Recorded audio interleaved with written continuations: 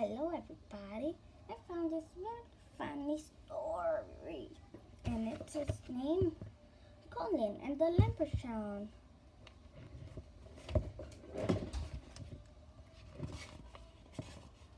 Colleen goes to Ireland. Colleen was so excited. She had never been to Ireland before. She had never even been on an airplane. Now she was here, landing in Dublin, Ireland's capital city. Colleen and her parents were visiting her grandparents. She had never met them in person. She had only talked to them on the phone and seen them in family pictures. As Colleen walked out of the airport, two strangers grabbed her and started hugging her. After a few seconds, she realized they were her grandparents. Colleen watched out of the car window as the family drove by some fields.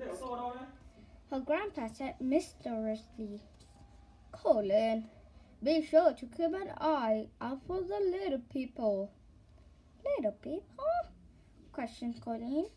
"Who are the little people?" "The little people are the fairies," said Grandma as she drove. "Tales of the fairies go back to Celtic times and in Ireland and Scotland. We have many legends and stories that tell about fairies and their words. "Yes, we do," said Grandpa. "There are so many kinds of fairies. A leprechaun is one kind. He looks like a small old man. He is not friendly, lives alone, and spends most of his time making shoes." Colleen had heard about leprechauns before. "One of the great things about leprechauns," continued Grandma, "is that each one keeps a pot of gold. If you find a leprechaun, don't take your eyes off him," Grandpa warned. "Legend says that if you keep your eyes on him, the leprechaun will have to take you to his treasure." Grandma continued. "A long, long time ago," Grandpa said, "a man named Jack Fox found out that leprechauns could be tricky fellows." "Tell me about Jack Fox," said Colleen. Grandpa began to tell a story. Jack Fox and the Leprechaun. Jack Fox was walking along the road when he heard a sound in the hedgerow. He had a suspicion about what that noise might be and started to get very excited. He peeked over the hedge and saw that his suspicion was true.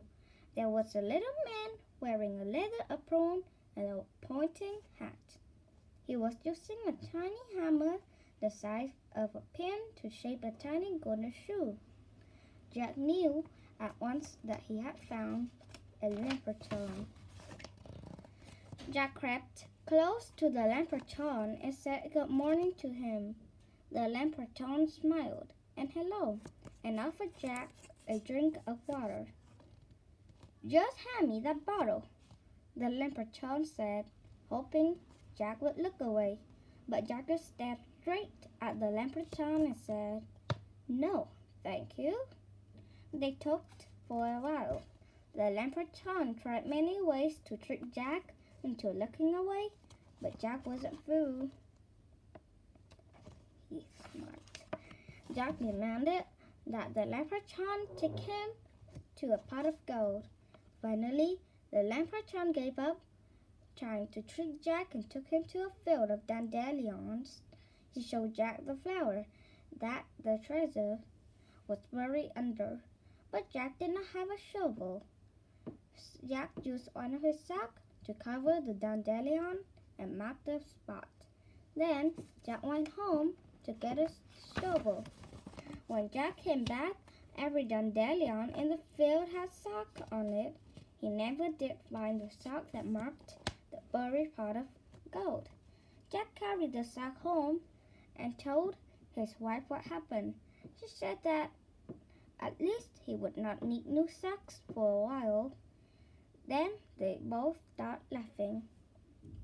Colleen and her parents started laughing too. Imagine a field full of socks! Exclaimed Colleen. What a funny story! Colleen would see that she was going to learning about Ireland from her grandparents. This would be a great visit. Okay, well, as you see that this man, Jack Fox, was a little bit stupid though, because, well, you know, the Leprechaun have maybe magic and then can turn the dandelion to a sock.